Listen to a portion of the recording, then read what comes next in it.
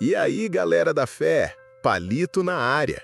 Hoje eu vou te contar uma história que tem mais reviravoltas que novela mexicana, com direito a anjos, cidades em chamas e uma estátua de sal. Mas se você acha que essa história é só sobre destruição, se prepara, porque no final do vídeo eu vou te mostrar por que essa história, mesmo sendo de milhões de anos atrás, é a resposta para um problema que você vive hoje. E por que a gente tem que ter um pé na salvação e não um pé na perdição. Fica ligado. Para começar, a gente precisa voltar um tempinho.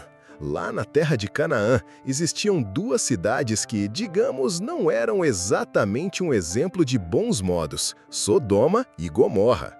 Elas eram tipo a galera da bagunça, mas em um nível bíblico. O pessoal lá vivia de um jeito tão, mas tão ruim, que a fofoca chegou até os ouvidos do chefão lá de cima. E aí, Deus decidiu dar uma checada, só para ter certeza. E quem foi o primeiro a receber essa visita ilustre? Nosso camarada Abraão.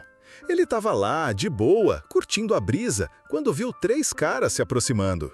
E ele, sendo um excelente anfitrião, correu para recebê-los. Mal sabia ele que estava recebendo o próprio Deus e dois anjos. E aí, Deus, que não é bobo nem nada, solta a bomba para Abraão.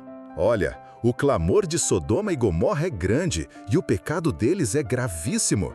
Eu vou descer lá para ver se é tudo isso mesmo que andam falando. Tipo, vou dar um confere pessoalmente porque a coisa tá feia. Abraão, que tinha parentes morando por lá, tipo o Ló, ficou desesperado e começou aquela barganha épica com Deus. Se tiver 50 justos, o Senhor vai destruir? E 45, e 40, e 30, e 20, e 10? Imagina o Abraão tentando negociar a salvação de uma galera. Tipo, Senhor, vamos fazer um pacotinho de desconto aqui.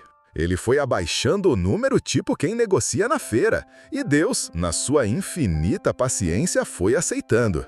Mas antes da gente descobrir quantos justos tinham lá, eu quero saber de você. Se você estivesse no lugar de Abraão, quantos justos você acha que teriam em Sodoma e Gomorra para salvar a cidade? Deixa seu palpite aqui nos comentários. E aí a história avança. Deus mandou dois anjos para Sodoma para tirar limpo o que estava rolando. Eles foram parar na casa de Ló, o sobrinho de Abraão. Mas a cidade, em vez de dar boas-vindas, fez o quê? Cercou a casa de Ló com uma multidão querendo fazer o mal. Os caras estavam no auge do pecado. Sabe por que essa história é tão atual? Porque Sodoma e Gomorra não foram destruídas só por causa de um pecado específico.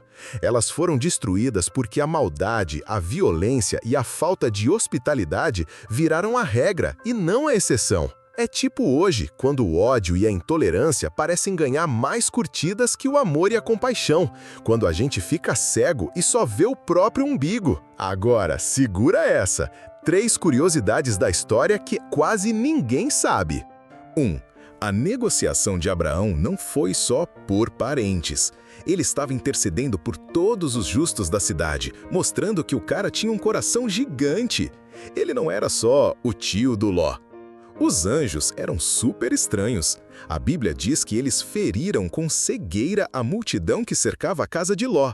Imagina a cena, uma galera furiosa de repente não consegue enxergar nada. É tipo mágica bíblica. O pecado de Sodoma não era só um. Ezequiel 16:49 diz que o pecado delas era soberba, fartura de pão e próspera tranquilidade, e não fortalecia a mão do pobre e do necessitado. Ou seja, eles eram ricos e egoístas, e isso também pesou muito na balança. A história não é só sobre um tipo de maldade, e sim sobre uma sociedade inteira que se corrompeu. E para fechar, tem um bônus que pouca gente sabe. A Bíblia conta que não foram só Sodoma e Gomorra que foram destruídas, mas duas cidades chamadas Admá e Zeboim também foram arrasadas. Ou seja, a destruição foi em escala de apocalipse local, mostrando o quanto a bagunça estava generalizada por ali. O final dessa história a gente já sabe. Os anjos tiraram Ló, a esposa dele e as filhas de Sodoma. A ordem era clara.